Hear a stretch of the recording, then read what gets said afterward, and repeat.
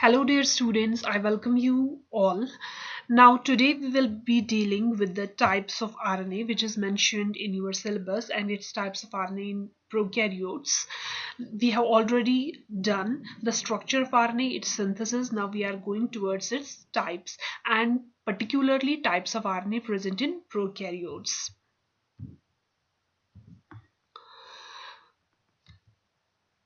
If I will talk about both prokaryotes and eukaryotes, there are three main types of RNA, major types of RNA, which are one is messenger RNA, another is transfer RNA, another is ribosomal RNA. Messenger RNA we call as mRNA, transfer RNA as tRNA, and ribosomal RNA as rRNA. If we will talk about prokaryotes, in prokaryotes there's a single multi-subunit enzyme which we call as RNA polymerase, which is responsible for the synthesis of all the three main types of RNA. That is, it is the single enzyme which catalyzes the synthesis of all the different types of RNA in prokaryotes. And if you remember its structure, which we have already done in previous lectures, it is a multi-subunit RNA polymerase having two alpha subunits, then beta dash, then sigma and omega subunit. But in eukaryotes, if we'll talk about, there are three different types of RNA polymerases which catalyze the synthesis of different types of RNA, which we will see in next lecture. Now, firstly coming to messenger RNA. The name messenger RNA was proposed by Jacob and Monod in 1961. It's a linear chain molecule. Now, if you remember, during its synthesis, we are having a DNA from which it is synthesized, and from DNA we are having a single linear chain of RNA formed in prokaryotes, which we call as mRNA.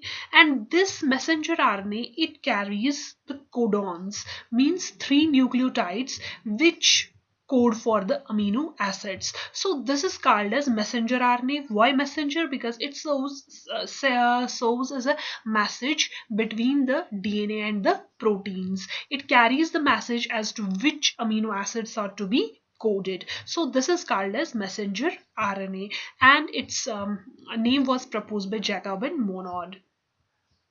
Now, some important points about mRNA. It constitutes 5% of total RNA in a cell. Sometimes due to complementary base pairing, hairpin structures are formed which we call as stem and loop. See, generally mRNA is linear molecule, but sometimes there's a complementary base pairing, and as a matter of fact what we get a stem loop like structure, and in stem we are having complementary base pairs which form hydrogen bonds together and they give appearance of a stem like structure. And then there are other bases which don't pair up, which don't have complementary nature, and as a result their loop is formed. So when complementary base pairing is formed in this mRNA, we get a structure which we call as stem loop. And in stem, base pairing is there, and in loop, there is no base pairing. And as you remember that these loops in RNA, when they are formed, these stem loops, these are recognized by the Rho protein, which recognizes them. And at that time, what happens? RNA polymerase dissociates, Rho protein joins there, and the termination of the RNA synthesis occurs. Well, another important thing about mRNA is that it has a very short lifespan. That's average lifespan of mRNA in E. coli is only 2 minutes, and in eukaryotes it's usually 1 to 4 hours.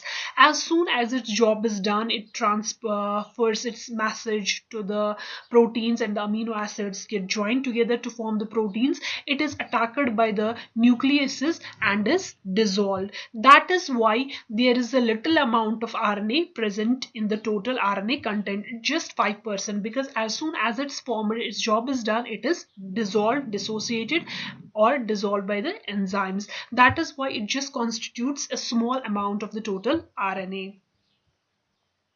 Now, another important thing, another important term in this is hairpin structure is that kissing loop. In kissing loop, what happens? Two different RNA molecules come together. They form a structure like kissing together, which we call as a kissing loop, and if you will see in this picture, we are having two RNA molecules. One is green in color, another is orange, and they get stacked together by forming the hydrogen bond, and as a result of that, two RNA molecules form a loop-like structure which we call as kissing loop. Now coming to types of RNA. mRNA. If we will see, one type of mRNA is monocistronic mRNA. In monocistronic mRNA, what we see that in the mRNA there is just one gene which will code for one protein, and that gene we call as cistron. Cistron is the coding part of a DNA of an mRNA. Okay, in eukaryotes, what happens that there is just one in mRNA molecule, there is one gene which is to be transcribed, and rest is the non-coding, and that we call as monocistronic mRNA. More precisely, we say monocistronic mRNA carries codons for single cistron, that is codes for just one single complete protein. Now if we will talk about prokaryotes, there we are having mRNA which is polycistronic. Polycistronic means it contains coding genes for many proteins like 1, 2, 3. So it is polycistronic. It can code for many proteins. More precisely, we say polycistronic mRNA is mRNA that codes for several proteins and is characteristic of many bacterial and chloroplast mRNAs. For example, mRNA coding for enzymes of histidine metabolism. There we are having in histidine metabolism, we are having 10 enzymes required for the metabolism of histidine, and all the 10 enzymes are synthesized by the single mRNA molecule. That is, single mRNA molecule carries the genes for all the 10 enzymes, and that we call it, it's a polycistronic mRNA. In monocistronic mRNA, what happens? The mRNA molecule is there, but it carries the information for the sense of just one molecule of protein. Now, another important term in this is polyribosomes. What are polyribosomes? Polyribosomes, these are also called as irrigosome. It's a group of ribosomes. What happens during the elongation phase of the protein synthesis? There, the mRNA molecule, it's not rRNA, it's the mRNA molecule, it gets associated with many ribosomes, forming a structure which we call as polysome or irrigosome. And it was first of all characterized by Jonathan Warner, Paul M. Knopf, and Alex Rich. Here's a video of it. You can see it. The ribosomes, they are associating with the mRNA molecule to form a polyribosome. So this is the structure of a polyribosome or irrigosome, wherein many ribosomes, they get associated with a single mRNA molecule and form a bead-like structure like this, which we call as polyribosome.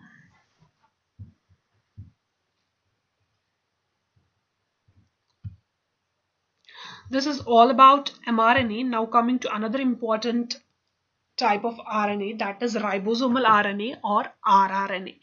Well, ribosomal rRNA, it's a non-coding. It's not coded into amino acids, and it's stable or it's insoluble RNA, and it constitutes major part of the total cellular RNA, about 80%. What happens to it? Its role is to associate with the ribosome and appears as a polynucleotide strand which are branched and flexible. It structures like a polynucleotide which are unbranched and flexible. It associates with the ribosomes to form a structure which we call as ribosomal rRNA. Here you can see this is the rRNA molecule, and with this the subunits of the ribosome attach to form a complete ribosome. Now, this ribosomal RNA at low ionic strength, it behaves as a random coil, but as the ionic strength goes on, there's a helical structure is formed in the molecule. Complementary base pairing occurs between the strands, and it appears somewhat helical in nature. This is the animation about this ribosome and the rRNA, ribosomal RNA, you can see here it is approximately, if you'll say ribosomes, they are actually composed of 60% rRNA and 40% of the ribosomal proteins by mass. This is an example of a fully assembled small subunit of ribosomal RNA in prokaryotes, specifically Thermus thermophilus. The actual ribosome 16S, here we are having the ribosomal RNA, which is 16S, is shown coiled in orange, that is orange. So we are having ribosomal RNA 16S, that is in orange, with ribosomal proteins in blue. They get associated, this ribosomal RNA, it gets associated with the ribosomes. Now types of rRNA. We are having, as you know, prokaryotic ribosome and eukaryotic ribosome. Prokaryotic ribosome we call as 70S, and we are having two subunits of it, a larger subunit which we call as 50S subunit and a smaller subunit which we call as 30S subunit. If we will talk about the larger subunit, in prokaryotes we are having a 5S RNA molecule, 23S RNA molecule, and in the smaller subunit there is 16S ribosomal RNA molecule. So this is the structure of a prokaryotic ribosome. Now coming to eukaryotic ribosome, in eukaryotic ribosome we are having 80S ribosomes, and then in its it has two subunits. One is 60S subunit, another is 40S subunit. 60S is the largest subunit and it has three types of rRNA: 5S RNA, 5.8 and 20S, and the 40 has 18S RNA. Now what we mean by S? This S is Swedberg unit of molecular size named after the Nobel Prize winner who developed methods of determining molecular size with centrifugation. It refers to the rate at which the molecules sediment in centrifuges when run at high speed. Now coming to an important type of RNA, that is transfer RNA. Transfer RNA, what happens? It actually acts as an adapter molecule and carries the amino acids. It decodes the message from the mRNA as to which amino acid is to be attached to the growing protein, and then carries that protein, that amino acid to the growing protein. So a transfer RNA molecule, it's abbreviated as tRNA, and it was formerly referred to as sRNA or soluble RNA, is an adapter molecule composed of RNA. It's typically 76 to 90 nucleotides in length that serves as a physical link between mRNA and amino acid sequence of proteins. As you know, in mRNA there are codons which carry message for the incorporation of a particular amino acid, and it's the transfer RNA which decodes that message. Now coming to the structure of tRNA. Its two-dimensional structure was given by Robert Holley and his colleagues by depicting the complete nucleotide sequence of alanine tRNA of yeast. And important thing about it was that it was found to have unusual bases. Usually we know in RNA there are bases, 4 bases. We are having adenine, guanine, adenine, guanine, cytosine and uracil. But here in tRNA, unusual bases were found like pseudouridine, which we call as Cy, or inosine, or dihydroxyuridine, or ribothiamidine, or dimethylguanosine. Now let's have a look at its two-dimensional structure. Its two-dimensional structure appears like these. There are many stems and there are many loops. As you know, stems and loops are formed when there is a complementary base pairing. Otherwise, it's a linear molecule, but it has found the complementary base pairing, and as a result of that we are having stem loop structures. Now starting with this end, it's the 3' end and it's a 5' end. Now if we will say about this 3' end, there we are having a single stranded CCA sequence. It has not paired with any sequence, it's unpaired. It's an unpaired sequence which has not paired with anything. During protein synthesis, amino acid is actually attached to this 3' end to this adenine residue here, and as a result of that it's called as acceptor arm because it accepts the right amino acid. Now if we'll talk about this 5' end, if we will talk about this 5' end here, it is having a guanine residue here at the 5' terminal end, and it's a paired. This guanine here, it is paired.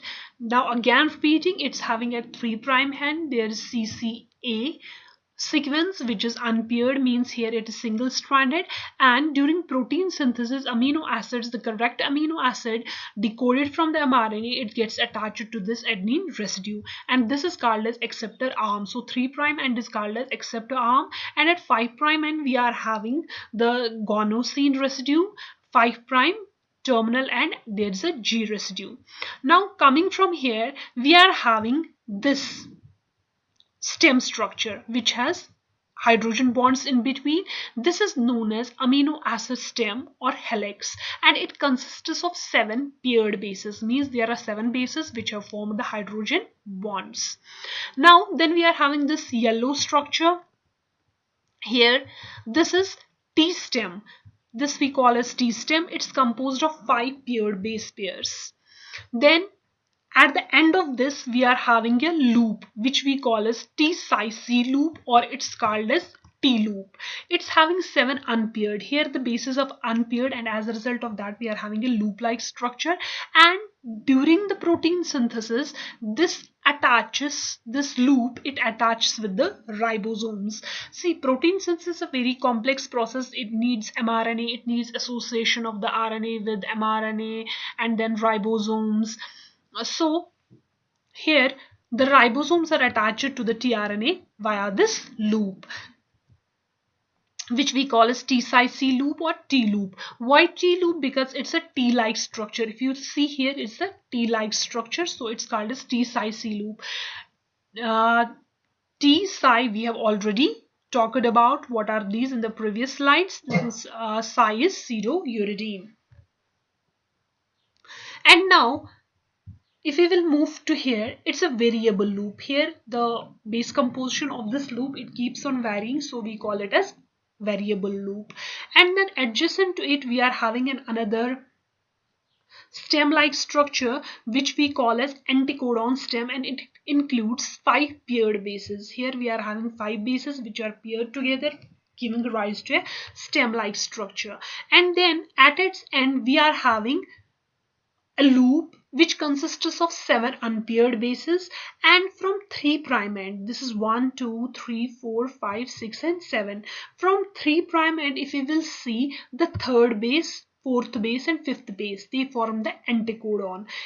This anticodon, it pairs with the codon of the mRNA, and then a correct amino acid is chosen which gets attached here at the acceptor arm.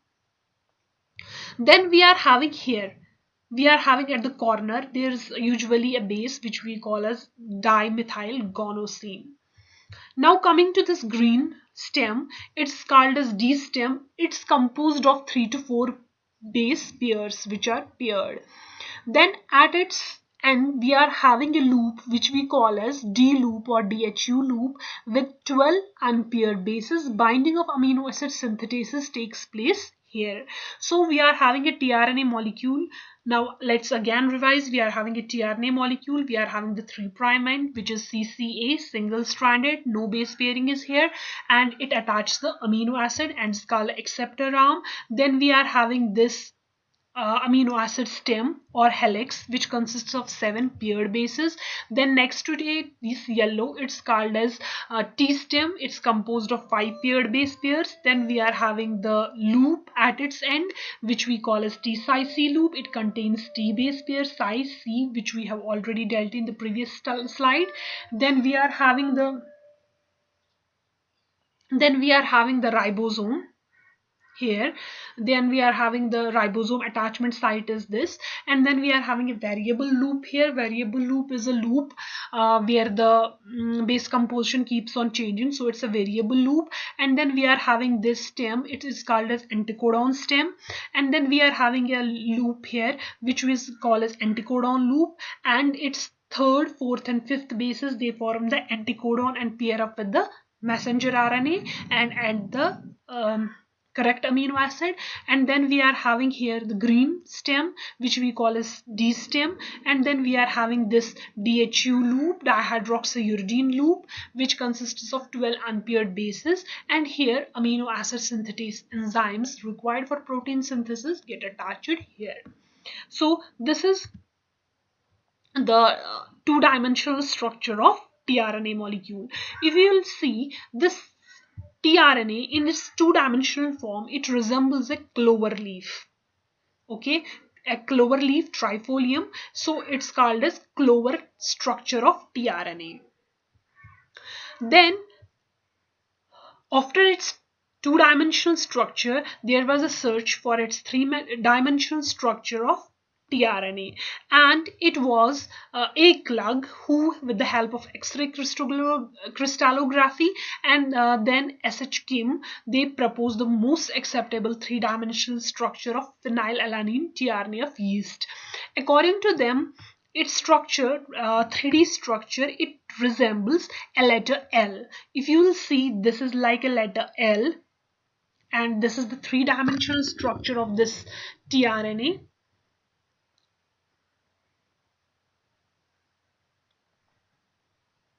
Fine.